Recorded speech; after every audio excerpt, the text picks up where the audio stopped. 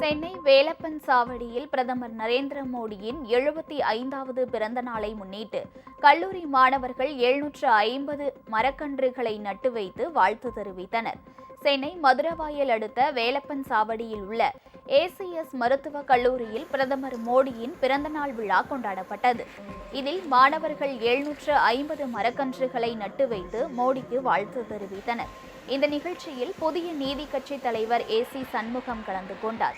பின்னர் செய்தியாளர்களிடம் பேசிய அவர், கொரோனா காலத்தில் இந்தியாவில் உள்ள 132 கோடி மக்களை இந்தியாவில் தயாரித்து தடுப்பூசி மூலம் காப்பாற்றியவர் மோடி என புகழாரம் சூட்டினார்.